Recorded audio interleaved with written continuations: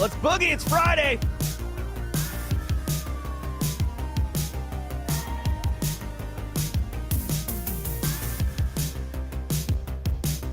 Good morning, folks. Good to see you. I see you, Edward, Shane, Alana, Jeff, Jonathan, China, Alicia, Kenneth. What's up, people? Gonna have a great show today. Today is Friday, December 16th, everybody. Welcome to episode number 263 of the Simply Cyber's Daily Cyber Threat Briefing. I'm your host, Dr. Gerald Auger, and over the next 45 minutes, I'll be delivering the top cybersecurity news stories of the day to you and providing expert analysis on each of those stories, on what it means to you as a practitioner, so how can you operationalize that, or if you're looking to break into the industry, we've got you covered. Want to say shout out and what's up to anybody. West Coast is really tough time zone to be getting on for the live streams, but I talked to 150 members of the Osaka Silicon Valley chapter last night from 9 to 10 p.m. Eastern time, and we had a great conversation. I invited them all over here for this morning's briefing. So if you're from the Osaka Silicon Valley, welcome. Thanks for joining. Now, before we get into the news, I want to say shout out and thanks to the stream sponsors, Barricade Cyber Solution, Recon InfoSec. Barricade Cyber Solutions, you may know them. Eric Taylor's the CEO over there. They are dedicated to helping businesses from cyber attacks and recover from the damage done. Cyber attacks can cause massive issues for business and send dedicated, hardworking business owners into turmoil.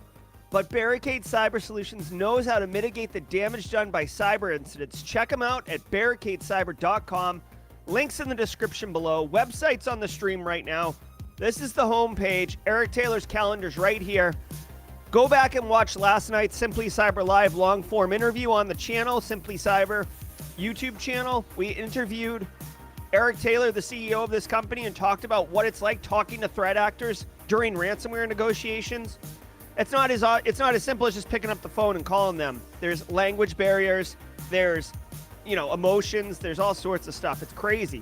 Also want to say shout out and much love to Recon InfoSec, hosts of the Thursday Defensive Zoom call that I see many of you joining on the regular.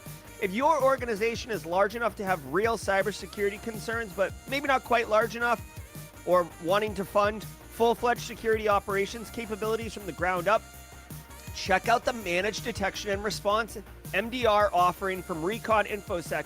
Randoc, what? Did we just become best friends? Gifting subs all over the place, Randoc. Thank you.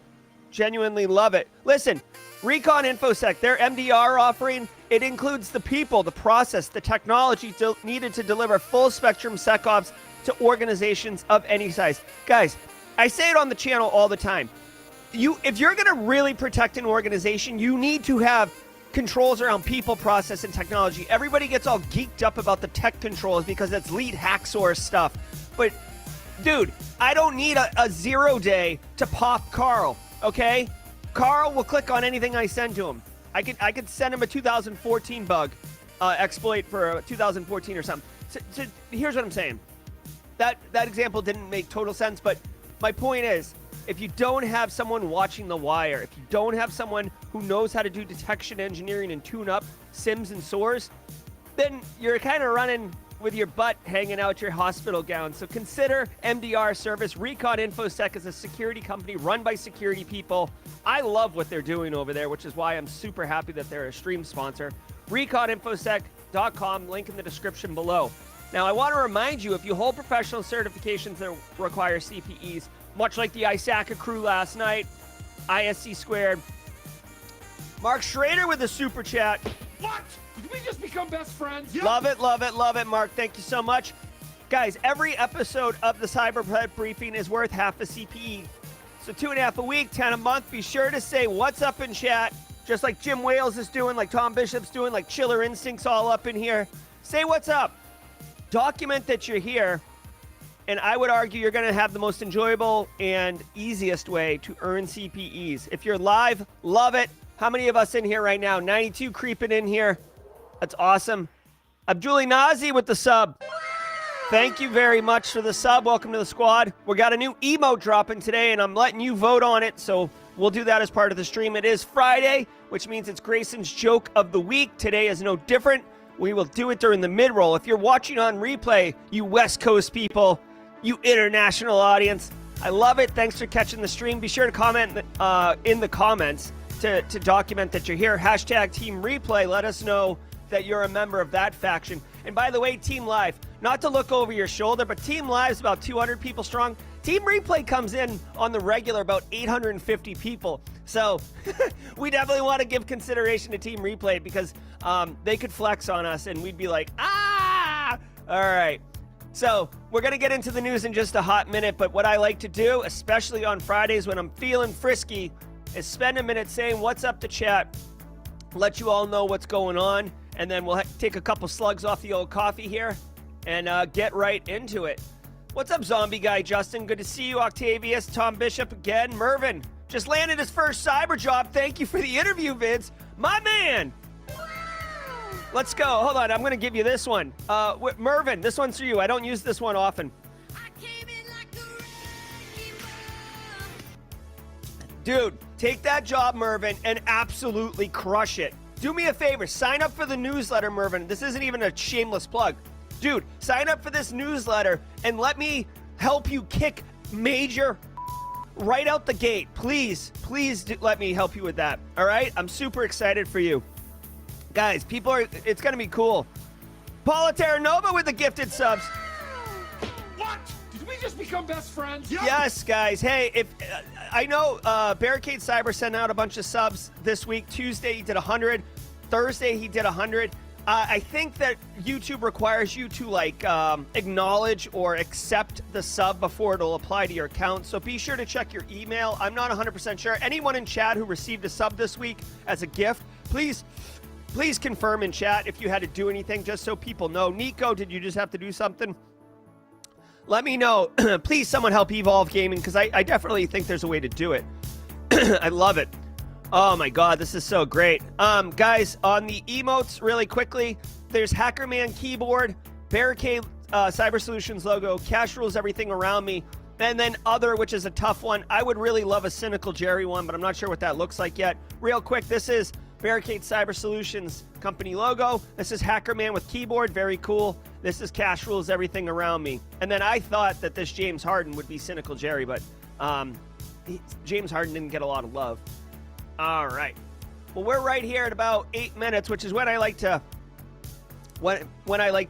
get into the music here. I mean, Nico says you have to toggle allow gifts. So toggle allow gifts. All right, guys, going to take a slug off the old coffee, and we're going to get into the news. Also, if you're a squad member, Hackerman is a new squad emote. It came in yesterday. You can see him right here. Come on. Here's Hackerman. Hackerman's in the house. All right, guys, let's get into the news and do what we're here for, right? People who are new here are probably like, what are we doing? I thought this was a news program. These people are just hanging out, emoting all over the place. It's like, yeah, it's all part of the experience. All right, guys, sit back, relax, and let's dig into some cyber news. From the CISO series, it's cybersecurity headlines. It's Friday, December 16th, 2022. Hackers target Japanese politicians with new mirror stealer malware. Best friends? Thanks for the super chat, Marcus. Thank you. As MirrorFace had been targeting Japanese politicians for weeks before the House of Councillors election in July of this year, using a previously undocumented credentials stealer named Mirror Stealer. The campaign was discovered by ESET, whose analysts report they could piece together evidence thanks to operational mistakes made by the hackers that left traces behind. The hackers deployed the new information-stealing malware along with the group's signature backdoor, Load Info, which communicated with a command and control server known to belong to the APT-10 infrastructure. Crooks use HTML smuggling. All right, so really quickly,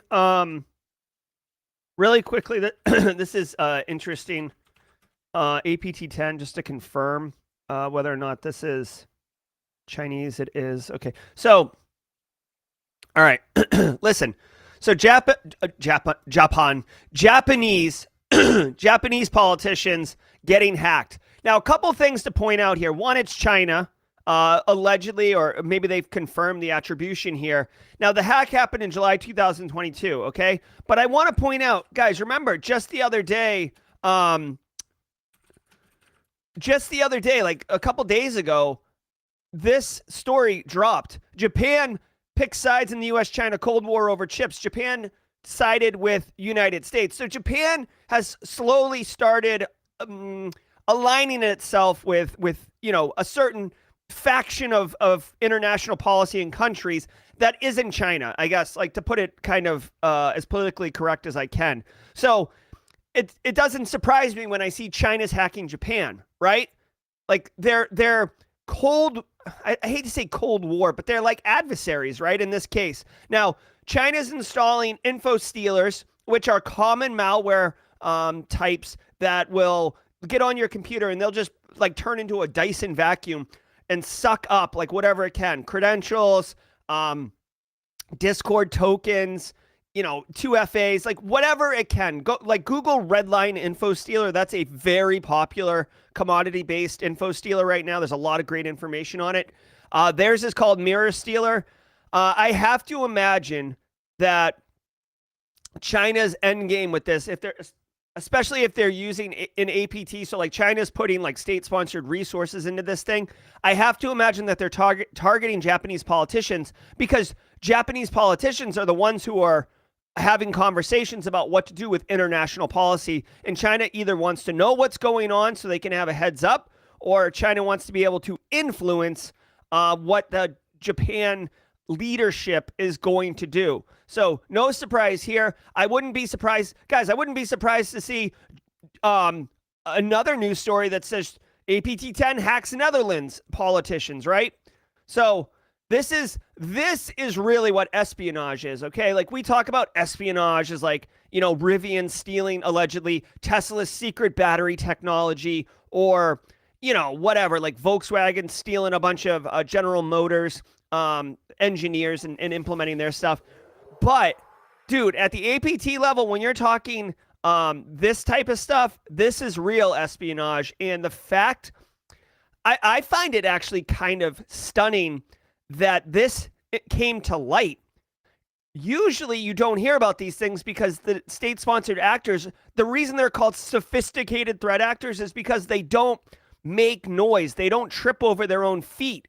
And apparently this one screwed up because they left traces behind. They made operational mistakes. So they probably got their hand slapped in the debrief meeting because attribution's been made and China's kind of been exposed. But that's the risk you do when you're doing cyber operations, right? It's like sneaking into a building and sneaking out and leaving, DNA behind or something like that. So anyways, this doesn't really affect anyone day to day unless you work in Japan in the government. But it's an interesting story to be mindful of what is happening at the macro level between international first world powers. To spread Qbot malware via SVG files. Researchers at Thales have uncovered a phishing campaign that distributes Qbot malware using a technique that leverages scalable vector graphics images, SVGs, embedded in HTML email attachments. HTML smuggling, as it is known, is a highly evasive technique for malware delivery that leverages legitimate HTML5 and JavaScript features. Malicious payloads are delivered via encoded strings in an HTML attachment or web page, and the malicious HTML code is generated within the browser on the target device, which is already inside the security perimeter of the victim's network. FBI. What? Hold on. I did not understand this. This is a story about a technique for delivering malware, specifically Qbot, which is a kind of a well-known piece of malware, using SVG, which is graphics files, but they're embedded in HTML, right? So HTML has turned into like this very hot delivery method for attaching attachments in email to get past filters and trick end users into being like, oh, it's just an HTML page, not like no risk here. So it's a nice blend between social engineering and technical control circumvention. I don't understand from the story. I'd have to read more personally how the SVG is being embedded and how because it's not like steganography, like they're putting the code in there. But I guess for both people who are new here and for myself, because if someone said, what is HTML smuggling? I could not define this right now. So I need to know what this is. In fact, look for a social media post later today explaining what HTML smuggling is, because I need to get smart on it. But just be mindful that there is a technique. I'd recommend you get familiar with this.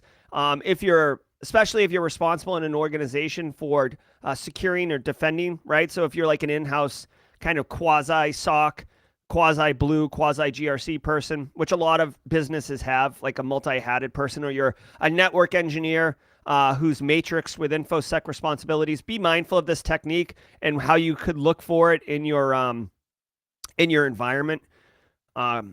So also, final thing I'll note, and I say this whenever it comes up, Talos, Cisco Talos, there's a couple like really good research groups out there, and Cisco Talos is one of them.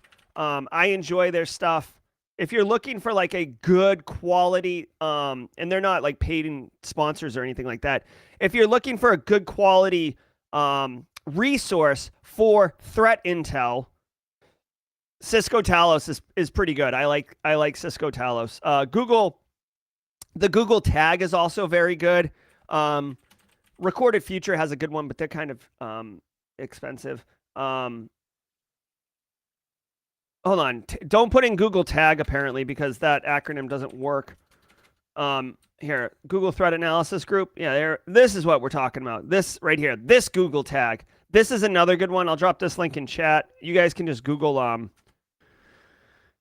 Nathan Bolin uses Talos and Alien Vault every day. Yeah, so anyways, these are just some good resources that you should bookmark and get familiar with, because they're guys, like really quick, this is something that has come up a couple times this week that's worth noting. If you're looking to break into the industry, Mervin, for example, just got his first job, right? You work your butt off to get the job. Guys, here's a spoiler. It doesn't become like easy once you get the job. Like, you have to continue working. Cyber's constantly changing and evolving. Like, but it's awesome. Don't get me wrong. I'm just saying, you don't like get the job and then kind of like post up and lay up and chill. Like, you have to stay up to date.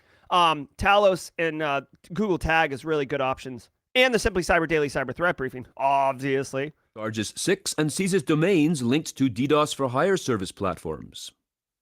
The U.S. Department of Justice on Wednesday announced the seizure of 48 domains that offered to perform distributed denial of service attacks on behalf of other threat actors, effectively lowering the barrier to entry for a malicious activity.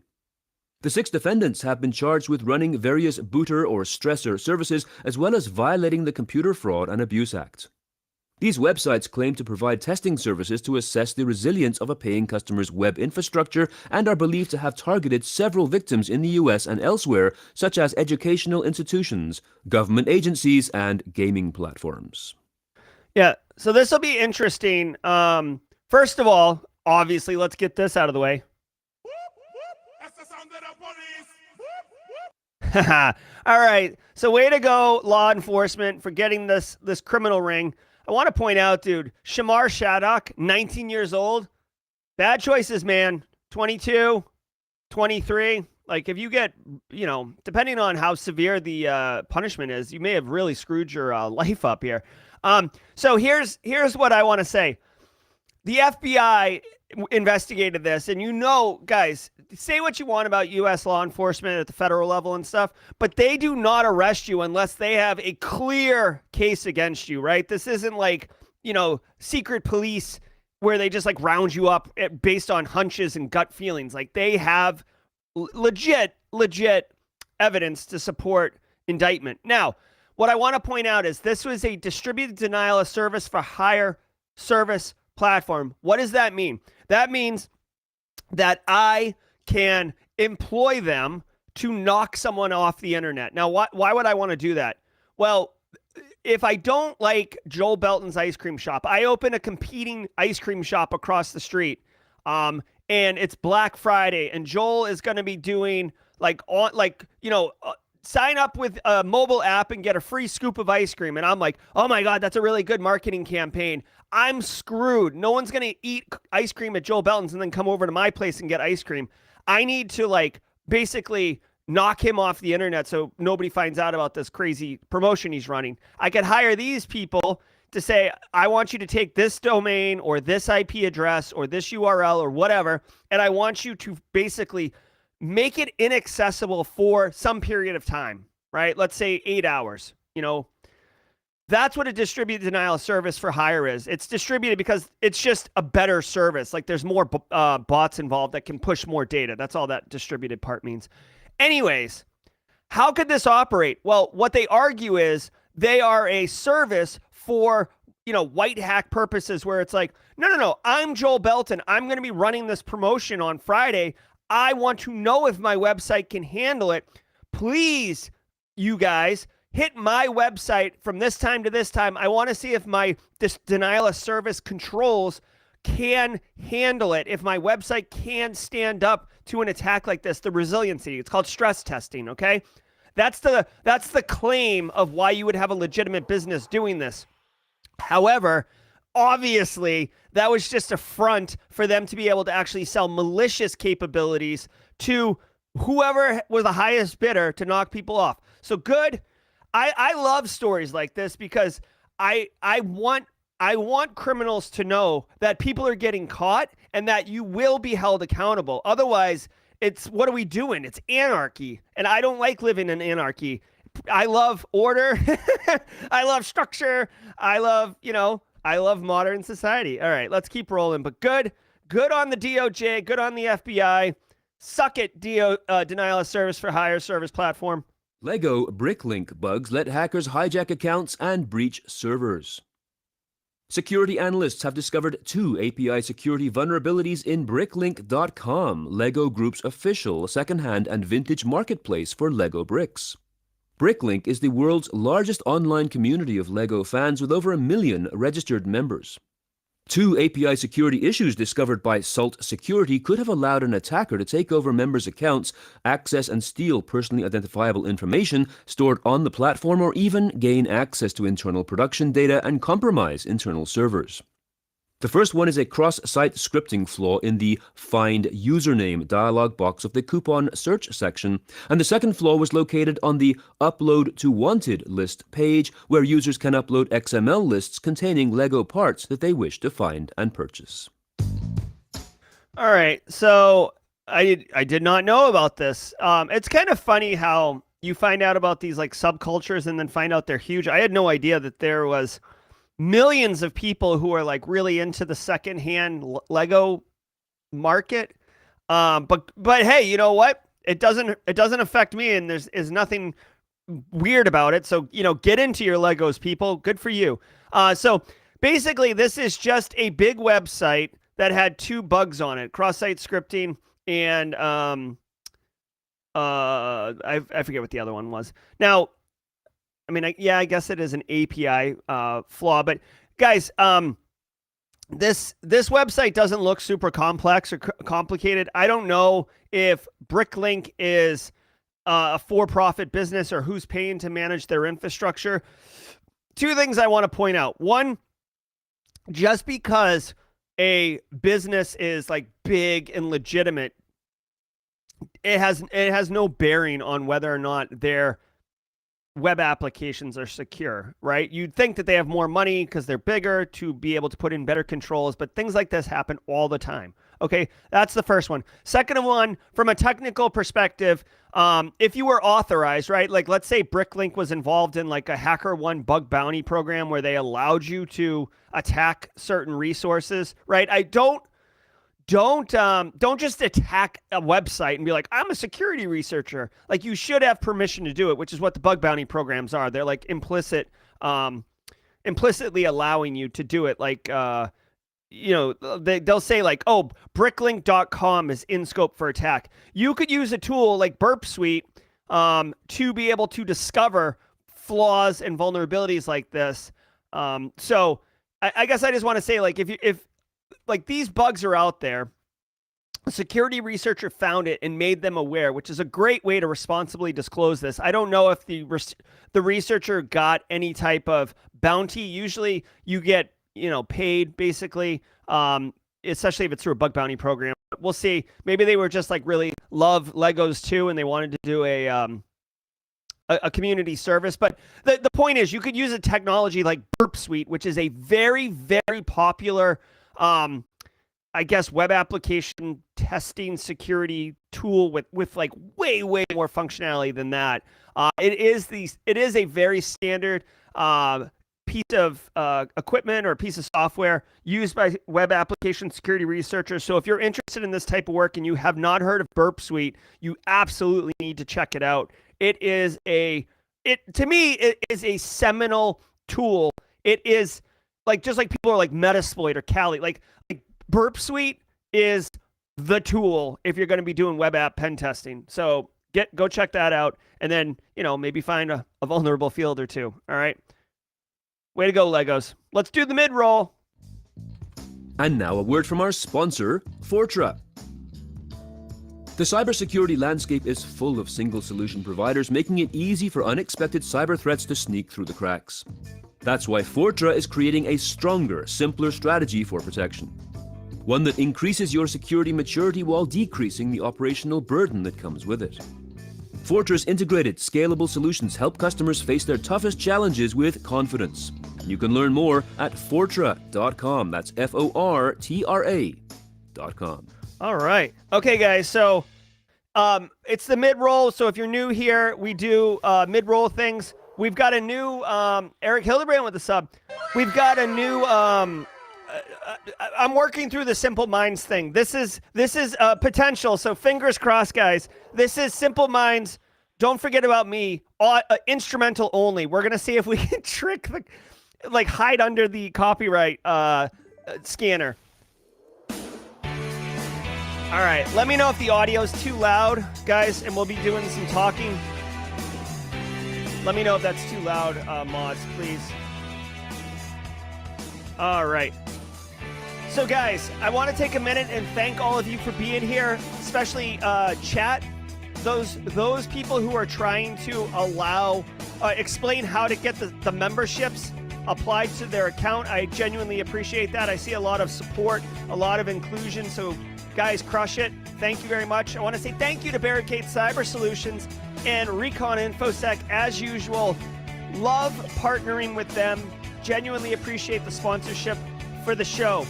Guys, you still time to sign up for the newsletter to receive Monday's email. If you don't know what I'm talking about, every single Saturday, tomorrow, I sit down about 8:30 a.m. with a cup of coffee, and I write this newsletter email, okay? It shows up in your inbox at 6 a.m. Eastern time, and it's very simple. It has 3 actionable takeaways, one for your end users, one for your peers, like IT, and one for your executives. And you can almost cut and paste what I put in there and send it to them, and it will add value, it will help reduce cyber risk, and it will make you look like it will take your rock star status and push it further. Because I know you're crushing it already at work, but let me help just a tiny incremental bit on making it easier for you to crush it at work, okay? Thank you, Adam Frank. Yeah. Definitely use the newsletter. Now, guys, it is Grayson's Friday joke of the week. Hey! Grayson's joke of the week. Okay, guys. Grayson wanted you to know that he's super, super excited for the new pirate movie coming out. I don't know if you guys saw the ads for it. There was a big trailer push last week, that new pirate movie. But he's a little disappointed because it's rated R, and he can't see it. Thank you, Grayson, for the joke of the week. Unable to get to the movie because it's rated, the pirate movie, because it's rated R. Love it. Thanks, Tony Roy. Thanks, Duke Norris. Thanks, Zombie Guy Justin. Jess Bishop, love it. Marcy Friedman, China. All right, guys. Forget about me. All right, let's keep rolling. We got a busy day here. Microsoft's EU data boundary plan to take effect January 1st. Following up on a story we brought you yesterday, Microsoft on Thursday said it will begin rolling out the first phase of its European Union data boundary plan from January 1st, 2023, that will allow customers to store and process their customer data within the EU. The move comes 2 days after the EU Commission said it had officially begun the process of approving the EU-US data privacy framework. Under the first phase of the plan, companies that use Microsoft products and services will be able to store and process their customer data within the EU. Microsoft has included Azure, Power BI, Dynamics 365, and Office 365 under this first phase. Wow. NSA. Okay. All right. So we covered this story. First of all, Kimberly. Straight cash, homie. We covered this story yesterday. Literally in yesterday's news, they announced, oh, we're one step closer to the EU United States data sharing agreement legislation. And I spent a few minutes talking about GDPR and why it's a real privacy regulation and why the United States is way behind as far as privacy goes. But they were talking about it like it was some international diplomatic cooperation. And I posited that it was not about that. It was about straight cash, homie. Straight cash, homie. That's right. I said that, dude, the businesses want access to the data. Data's the new gold. There's no way that this isn't just oozing capitalism. And then, whoop, the next day, this story comes out. Microsoft, like, dude, they just announced it, and Microsoft's already got a plan to execute in 14 days on how Azure, Power BI, Dynamic 365, Office 365 will consume and process and store data. You have to be absolutely head in the sand to believe for a minute that these power players, these Fortune 10 companies, Microsoft, Amazon, Facebook, were not involved in the shaping of this legislation, nor were they unaware of what it was exactly going to look like. They've probably been working on a solution to monetize this data for months, like 6 months probably. Hey, this thing's coming. We know it's coming. We've got lobbyists. We've got friends in high places. Not to say they're doing anything nefarious, but dude, I'm telling you, they're like salivate. Like, they haven't eaten in a week, and they're in a steakhouse right now, and fillets are just being, sent to tables next door. They're just drooling at the access to this data. Believe that. Oh yeah, okay. You are so dumb. You are really dumb. For real. That's right. This is all about cash money. Guys, don't be surprised if you see another story about Amazon's data processing or Meta's data processing. I will say also, I'll be curious to see. This is kind of like a subplot. I'm like so into the cybersecurity show that I follow like the minor characters and the subplots, like some kind of like bizarre Game of Thrones metaphor. Ireland has been fining the crap out of Facebook for like the tune of like $1 billion. Like every other month, Ireland levies some fine on Facebook for privacy infractions. So I'll be curious if Facebook just flexes on Ireland using whatever this legislation is to be like, nope, we're going to just absolutely suck up all of your Blarney Stone data at this point. Is Blarney Stone the thing? Is that the stone that the people kiss, or is that, again, I don't even know if that's politically correct or not, but yeah. All right, here we go. It says Chinese hackers are actively attacking Citrix Flaw. Following up on a story we brought you in Wednesday's You Should Probably Patch That feature, the NSA said on Tuesday that it believes a Chinese hacking crew known as APT5 has demonstrated capabilities against an application delivery controller made by Citrix. Citrix released an emergency patch to fix the vulnerability on Monday and said that, quote, exploits of this issue on unmitigated appliances in the wild have been reported, end quote. The NSA has historically preferred to monitor such attacks rather than publicize them, but in recent years it has grown more proactive in sharing intelligence on attackers such as APT5. Of special note in this story, Alan Liska, an intelligence analyst at Recorded Future, said, quote, combined with the recent Fortinet vulnerability, it could make for a lousy Christmas. The two are equally bad in terms of being remote code execution and pre-auth.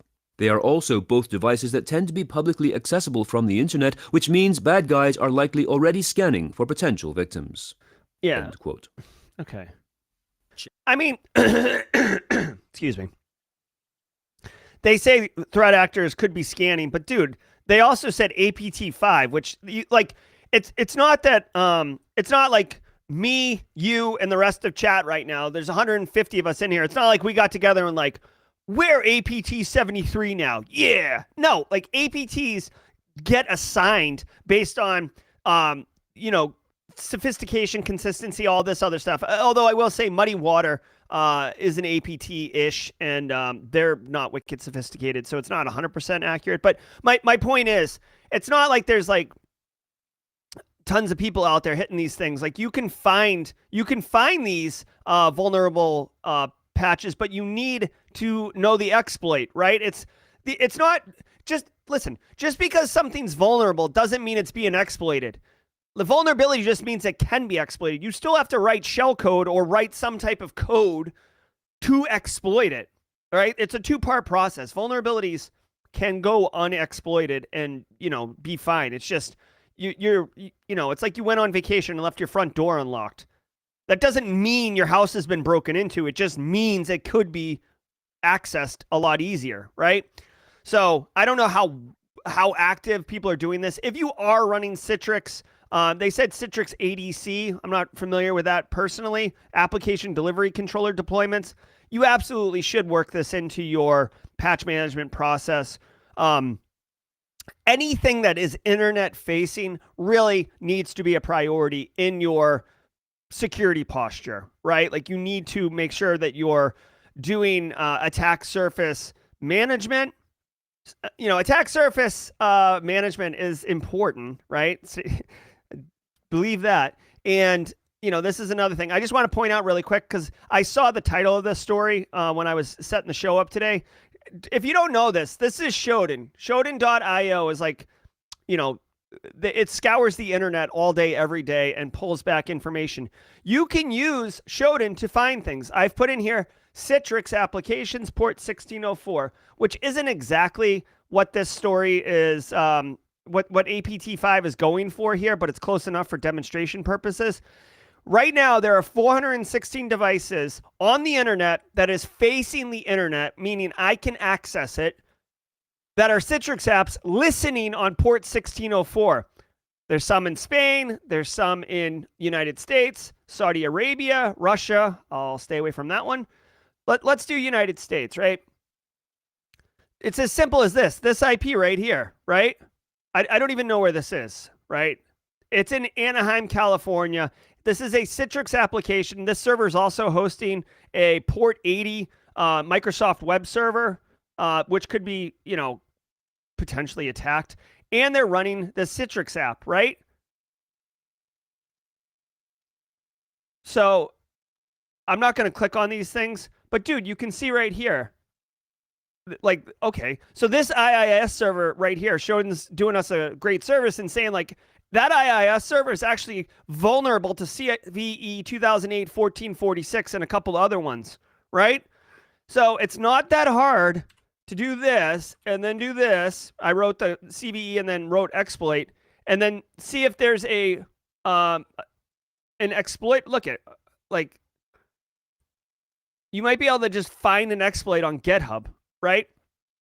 So I'm not saying do this. I'm just saying this is how easy it is to find vulnerable stuff on the internet. There's tools for it. So when you read a story like this, if you have Citrix ADC, for example, internet facing, it may not be an exploit out yet, but the tools for threat actors to discover your system are wicked easy, which means script kiddies and unsophisticated people can find it just as easily. And if exploits become publicly available, then they can fire them on your infrastructure. So you want to keep your stuff that is internet facing specifically hardened as best you can. Okay. Also, just as a quick little shout out to Shodan, there's different GitHub repos of like really cool Shodan queries, right?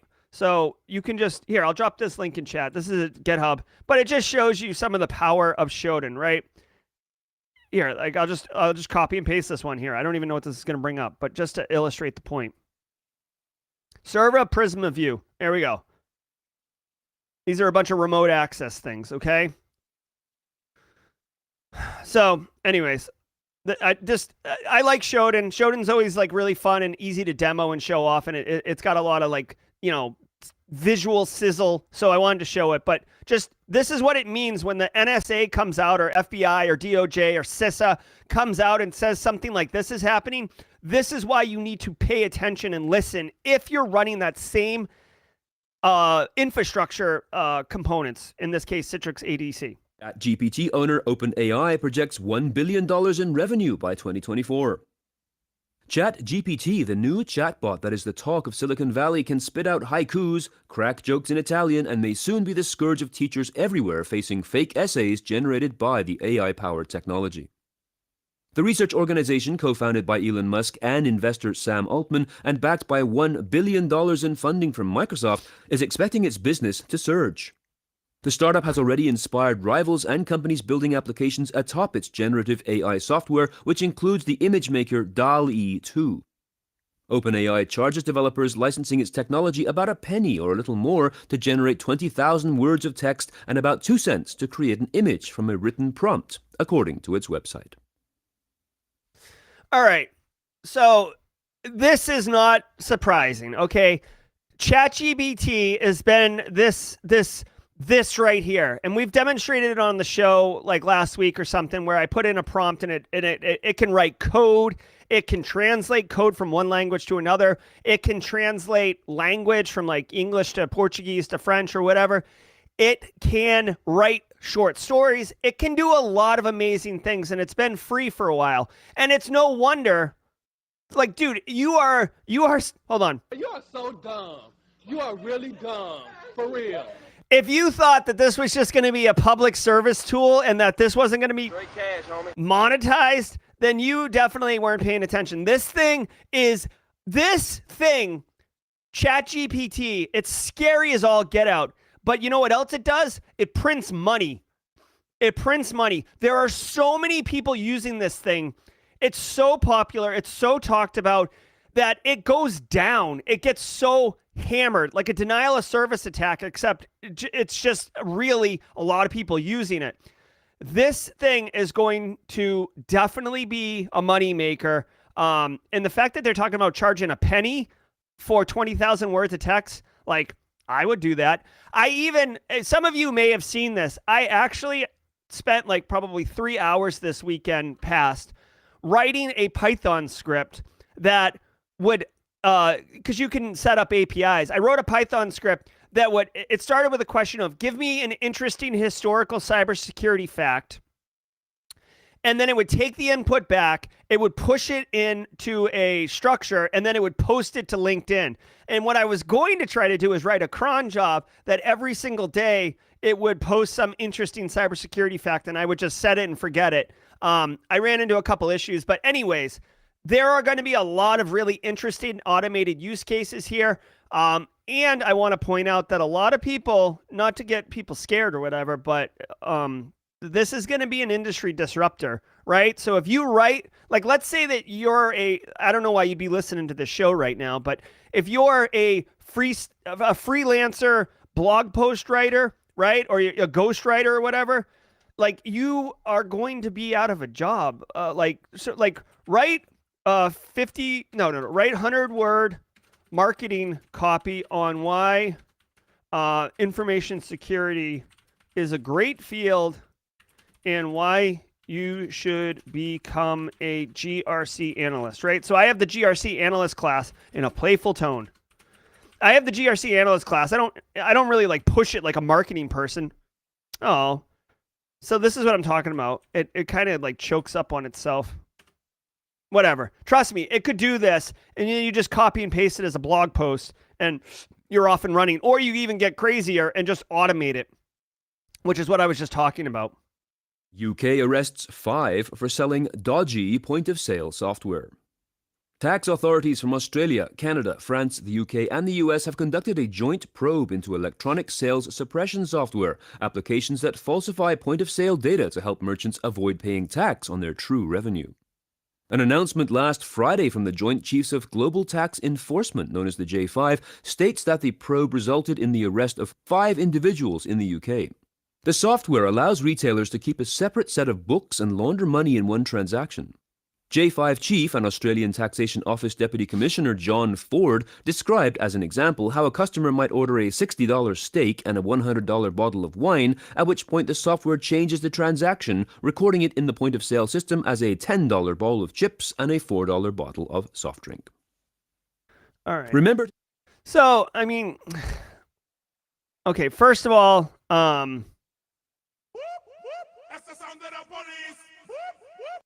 all right, good. The UK should arrest them. All right, guys, so clever bit of software. I really don't know how they thought they were going to get away with this. Okay, so point of sale software, you ring it up in a restaurant or in retail, and obviously, like, whatever you charge, there's some percentage of that goes to tax, right? It's a percentage. So, like, state of South Carolina, it's like 6% sales tax. So $100 bottle of wine, $6 is thrown on top for taxes. This piece of software would ring it up as a $10 bottle of soda and whatever. And then, dude, anytime you're having to keep 2 sets of books, like that's the most overt, I am committing fraud. Like, when you're keeping 2 sets of books, there's no way that you are not blatantly aware that you're committing fraud. Okay? Now, here's a couple things to point out. One, like, dude, just pay taxes, right?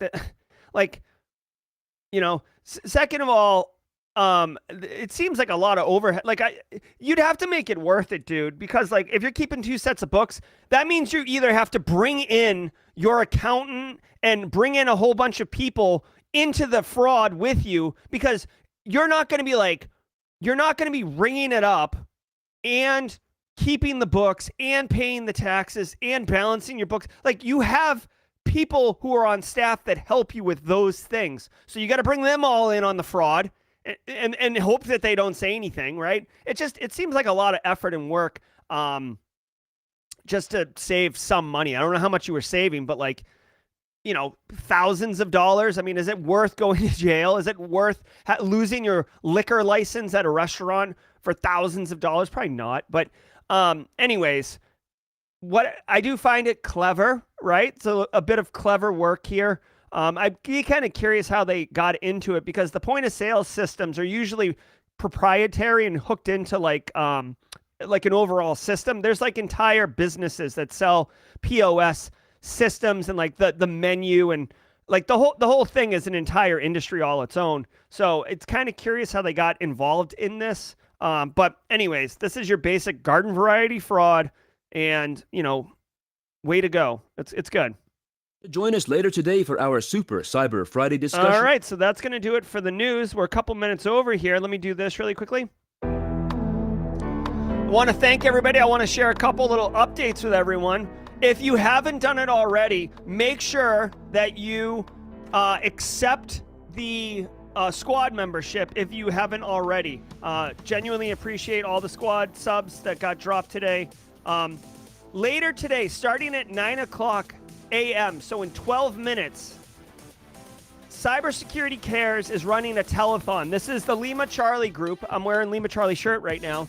Lima Charlie and Chris Luff, they've been running point on the Cybersecurity Cares. You may have seen me mention it in previous streams over the last couple weeks. Today's the final day of it. They've raised, I think, $16,000, $17,000, where 91% of every dollar spent goes to putting food in a very malnourished kid's mouth. Okay, this is a wonderful, wonderful charity. They're running a 9 a.m. to 6 p.m. Stream. I'm going to be a guest host at 9 a.m. Me and Steve Cardinal. If you don't know Steve Cardinal, I worked with him for years. He's a wonderful guy. He actually taught me like my basic chops on streaming and podcasting. So I'm looking forward to seeing him and hanging out with him. This is all day long. It will be paired onto Simply Cyber's channel. So Simply Cyber will be showing this all day long. Jump in from time to time, show some love, drop your emotes. We'll have a good time. Like I said, I'll be there. If you just go to simplycyber.io/streams, that'll take you right to Simply Cyber's YouTube channel. It will be streaming on Simply Cyber's YouTube channel all day today. All day today until 6 p.m. or 3 p.m. Eastern. It will be streaming all day. All right? I want to thank all of you for being here. Let's do the emote really quickly. It looks like the winner is Hackerman Keyboard. Let's go ahead and end the poll. All right, Hackerman emote. I will get that sorted out right after the stream ends. Guys, I want to thank all of you for being here. We killed it this week. Well done, everybody. We killed it. If you're starting a new job on Monday in cyber, Mervin, I'm looking at you. Crush it. If you guys got interviews next week, crush it. If you had interviews this week, best wishes on getting some good news.